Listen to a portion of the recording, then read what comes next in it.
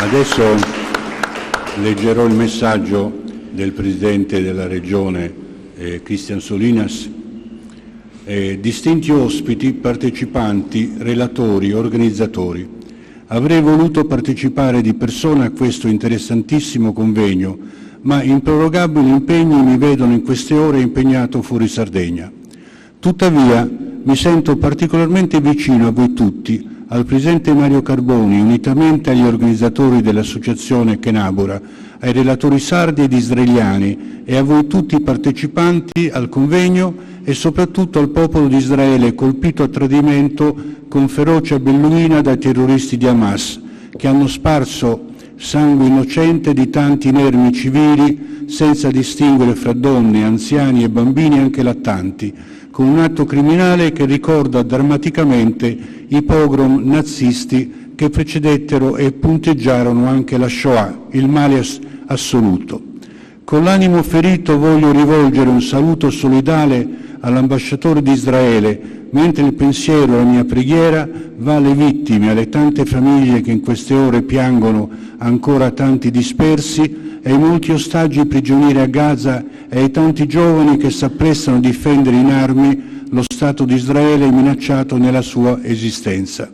Apprezzo la decisione dell'Associazione Kenabura, che tanto si è impegnata nell'organizzare questo convegno, nel decidere comunque di resistere alla tentazione di disdire l'impegno per l'indisponibilità degli illustri relatori israeliani di partecipare di persona, riuscendo a renderli presenti e latori del loro messaggio scientifico in remoto.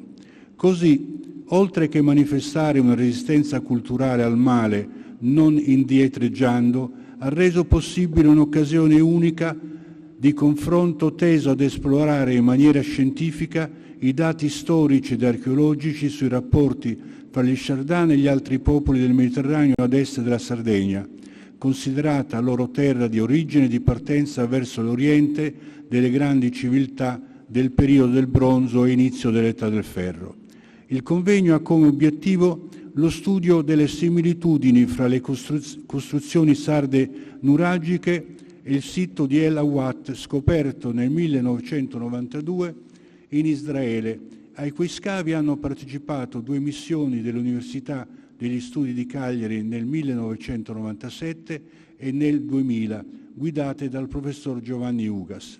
La sua scoperta ad opera del compianto professor Adam Zertal getta una nuova luce sulla nostra storia di isolani, elevando dal mito alla prova scientifica l'epopea sciardana che tanto scalda i cuori identitari dei sardi. La regione da me guidata ha investito molto sull'attività archeologica in Sardegna e anche nella divulgazione scientifica, cercando di trarre fuori dalla riservatezza della ricerca accademica informazioni leggibili e fruibili dalla cittadinanza che mostra di avere sete di queste informazioni. Rivolgo quindi un saluto solidale ed affettuoso ai ricercatori Shaibar e Silla Eshel dell'Università di Haifa e all'amico Dror Eidar, che ebbe modo nel nostro incontro a Cagliari e allora nelle vesti di ambasciatore di Israele in visita ufficiale, di riaprire gli armadi della memoria su El Awat e il condottiero Sisara, che Adam Zertal suppose fosse un generale sciardana, ricordato anche nella Bibbia nel testo noto come il Canto di Deborah. Nacque nel nostro incontro la previsione di un filone specifico di cooperazione culturale Sardegna-Israele nel campo dell'archeologia, che prefigurava, anche su richiesta dell'Associazione Kenabura,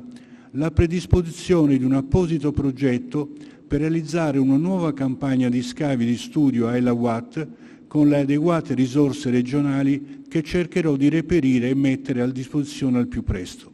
Saluto senza dimenticare il professor Raimondo Momozucca e Giovanni Ugas, che molto avranno da dire anche di inedito sui loro studi sull'oggetto del convegno e, prevedendo per gli ospiti israeliani un'altra futura possibilità di venire al più presto in Sardegna di persona, rivolgo ai convegnisti e a voi tutti ancora un saluto e un augurio di buon lavoro. Christian Solinas.